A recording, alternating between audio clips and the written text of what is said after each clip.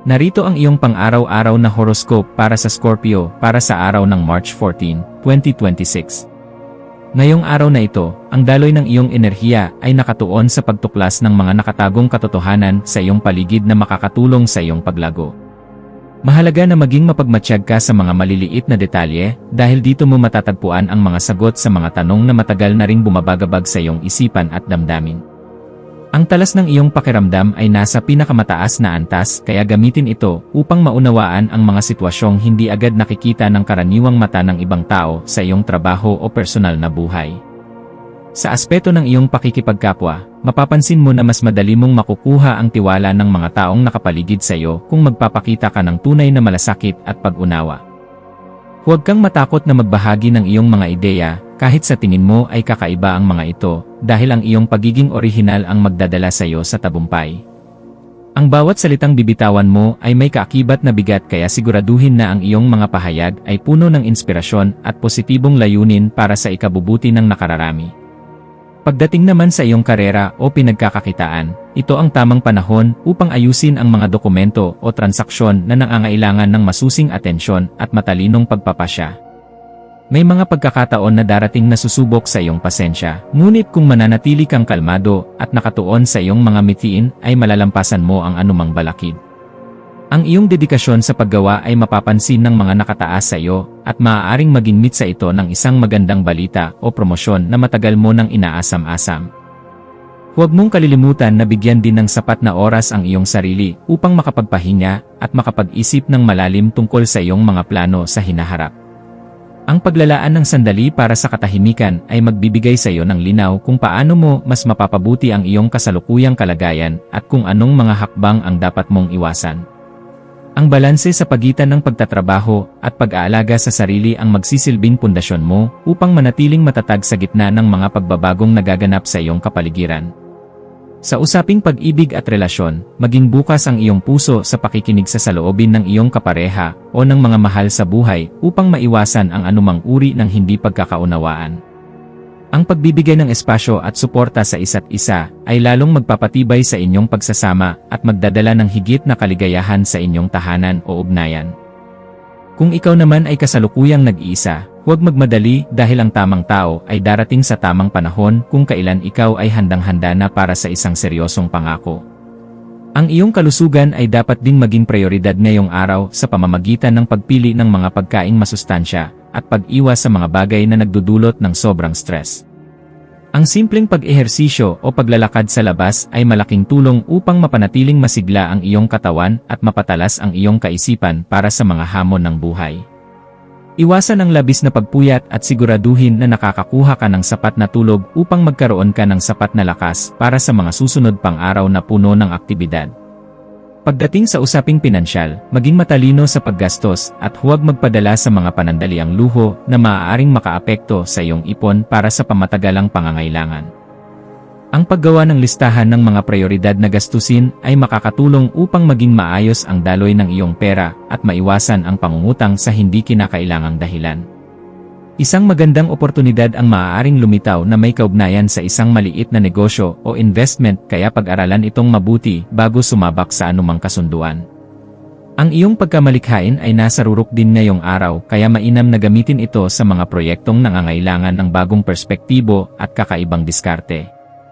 Maaari kang sumubok ng mga bagong libangan o sining na magbibigay sa iyo ng kasiyahan at magsisilbing paraan upang mailabas ang iyong mga nararamdaman sa positibong paraan. Ang sining ay isang mabisang gamot para sa pagod na isipan, kaya huwag mag-atubiling ipakita ang iyong galing sa anumang larangan na iyong kinahihiligan. Sa mga pakikipagsapalaran sa labas, maging maingat at laging magplano ng maaga upang hindi magkaroon ng aberya sa iyong mga lakad o biyahe na gagawin sa araw na ito.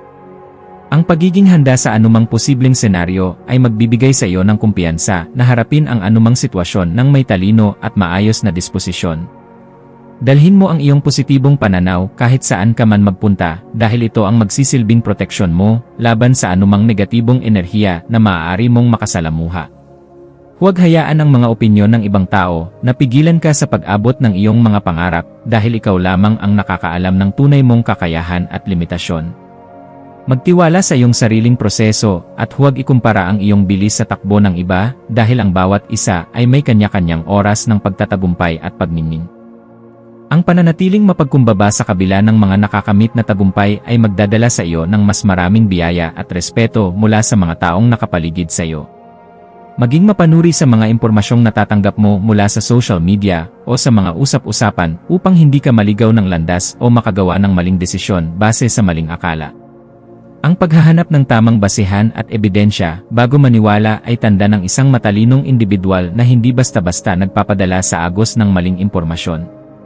Gamitin ang iyong kakayahan sa pananaliksik upang mapalawak ang iyong kaalaman sa mga bagay na makakatulong sa iyong personal at profesional na pag-unlad.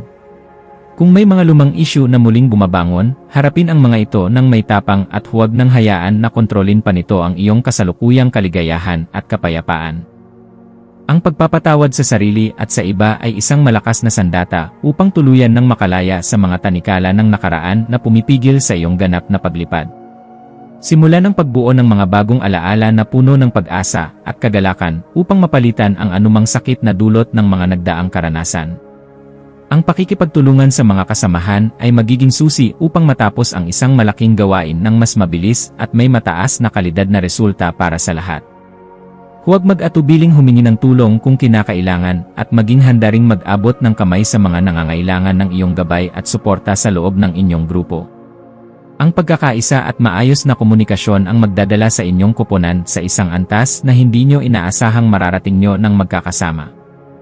Manatiling nakatapak sa lupa at huwag kalimutan ang iyong mga pinagmulan habang ikaw ay patuloy na umaakyat sa hagdan ng tagumpay at kasaganaan sa buhay. Ang pasasalamat sa mga simpleng bagay na dumarating sa iyo ay magbubukas ng pinto para sa mas malalaking oportunidad na hindi mo akalain posible para sa isang katulad mo. Ang iyong kabutihang loob ay babalik sa iyo sa paraang hindi mo inaasahan, kaya ituloy mo lang ang paggawa ng mabuti sa iyong kapwa nang walang hinihintay na kapalit. Sa pagtatapos ng araw, magnilay-nilay sa lahat ng mga nangyari at kilalanin ang mga aral na itinuro ng bawat karanasan sa iyo, maging ito man ay masaya o mahirap na pagsubok.